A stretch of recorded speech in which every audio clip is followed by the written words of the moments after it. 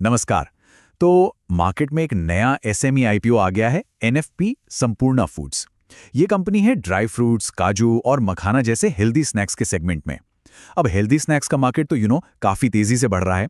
तो आइए इस एनालिसिस में इस कंपनी को अच्छे से समझते हैं। लेकिन हर आईपीओ के साथ एक ही बड़ा सवाल खड़ा होता है, राइट? कि ये एक अपॉर्चुनिटी है या फिर एक रिस्क। इसमें अप्लाई करें या अवॉइड। इस पूरे एनालिसिस में हम इसी सवाल का जवाब ढूंढने की कोशिश करेंगे। ठीक है, तो शुरू करते हैं। सबसे पहले ये समझना जरूरी है कि एनएफपी संपूर्णा फूड्स आखिर करती क्या है, इसका बिजनेस है क्या। तो NFP Sampurna foods limited basically एक प्रोसेसिंग कंपनी है। इनका मेन फोकस है ड्राई फ्रूट्स और हेल्दी स्नैक्स पर, खास करके काजू और मखाना। एक इंटरेस्टिंग बात यह है कि ये कंपनी पहले एक पार्टनरशिप फर्म थी, नट एंड फूड प्रोसेसर के नाम से, और अभी हाल ही में दिसंबर 2023 में ये एक पब्लिक लिमिटेड कंपनी बनी है। मतलब अब ये पब्लिक से पैसा रेज कर सकती है। इनका बिजनेस मॉडल देखा जाए तो काफी स्ट्रेट फॉरवर्ड है। स्टेप 1, रॉ मटेरियल लाना। काजू के लिए ये वेस्ट अफ्रीका से इंपोर्ट करते हैं और मखाना सीधे बिहार के किसानों से लेते हैं। स्टेप 2, इसको राजस्थान की नीमराना वाली फैसिलिटी में प्रोसेस किया जाता है। फिर आता है स्टेप 3, जिसमें ग्रेडिंग और पैकिंग होती है।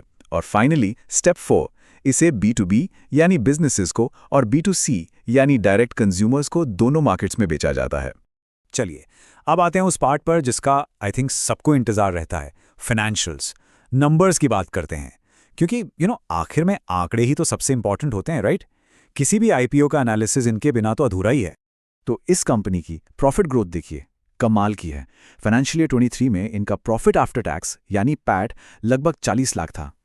फिर अगले साल FY24 में ये जंप करके सीधे 2.6 करोड़ हो गया, और अब FY25 के पहले 8 महीनों में ही ये फिगर 3.4 करोड़ तक पहुंच गया है। मतलब जबरदस्त ग्रोथ है। इस फिगर पे थोड़ा गौर कीजिए। सिर्फ 8 महीनों में अराउंड 3.5 करोड़ का प्रॉफिट। ये साफ साफ दिखाता है कि कंपनी कितनी तेजी से परफॉर्म कर रही है और ग्रो कर रही है। अब प्रॉफिट तो आसमान छू रहा है, लेकिन रेवेन्यू का क्या? प्रॉफिट के साथ साथ कंपनी का रेवेन्यू भी रॉकेट की तरह बढ़ा है। देखिए, FY23 में रेवेन्यू था करीब 17 करोड़। FY24 में ये लगभग डबल होके 36 करोड़ हो गया, और अब FY25 के सिर्फ 8 महीनों में ही ये 37 करोड़ क्रॉस कर चुका है। मतलब बहुत ही कम टाइम में रेवेन्यू डबल से भी ज्यादा हो गया है। लेकिन हर कहानी के दो पहलू होते हैं, राइट? इतनी शानदार ग्रोथ के साथ साथ कुछ रिस्क्स भी तो जुड़े होते हैं। तो एक बैलेंस्ड व्यू के लिए इन रिस्क्स पर भी नजर डालना बहुत जरूरी है। तो ये स्लाइड बेसिकली इस इन्वेस्टमेंट की कोर टेंशन को दिखाती है। एक तरफ है ग्रोथ कैटलिस्ट्स, जैसे इंडिया में हेल्दी स्नैकिंग का ट्रेंड बढ़ रहा है। सुपर फूड्स जैसे मखाना की डिमांड काफी स्ट्रांग है। लेकिन दूसरी तरफ हैं इन्वेस्टमेंट रिस्क्स, जैसे कि एसएमई स्टॉक्स में लिक्विडिटी आमतौर पर कम होती है और काजू जैसी कमोडिटी के प्राइसेस में काफी उतार चढ़ाव रहता है।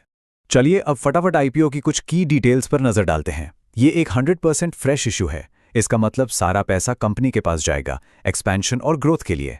लिस्टिंग होगी NSE SME प्लेटफॉर्म पर, और इन फंड्स का यूज वर्किंग कैपिटल और थोड़ा बहुत कर्ज चुकाने के लिए होगा। और हाँ, एक बहुत पॉजिटिव सिग्नल ये है कि प्रमोटर्स अपनी कोई भी हिस्सेदारी नहीं बेच रहे हैं। इससे पता चलता है कि कंपनी के मालिक खुद इसके फ्यूचर को लेकर काफी कॉन्फिडेंट हैं। तो इन सब बातों को ध्यान में रखते हुए अब आते हैं फाइनल वर्डिक्ट पर। सवाल ये है कि इस आईपीओ को किस तरह के इन्वेस्टर को कंसिडर करना चाहिए। देखिए, ये आईपीओ उन इन्वेस्टर्स के लिए सूटेबल हो सकता है जिनका नजरिया मीडियम टू लॉन्ग टर्म का है और जो एसएमई से जुड़े खास रिस्क्स को समझते हैं और उन्हें हैंडल कर सकते हैं। लेकिन अगर कोई सिर्फ शॉर्ट टर्म लिस्टिंग गेन्स के लिए इन्वेस्ट करना चाहता है या फिर जिनकी रिस्क एपेटाइट कम है, उनके लिए शायद इससे दूर रहना ही बेहतर होगा। तो फाइनली कंक्लूजन यही है, ये एक ऐसी कंपनी है जिसके फाइनेंशियल स्ट्रांग है, ग्रोथ भी अच्छी है, लेकिन एक एसएमई आईपीओ होने के नाते इसके अपने रिस्क्स भी हैं जिन पर हर इन्वेस्टर को अच्छे से सोचना चाहिए। इसलिए कोई भी डिसीजन लेने से पहले इसके वैल्यूएशन और इससे जुड़े रिस्क्स दोनों को समझना बेहद जरूरी है।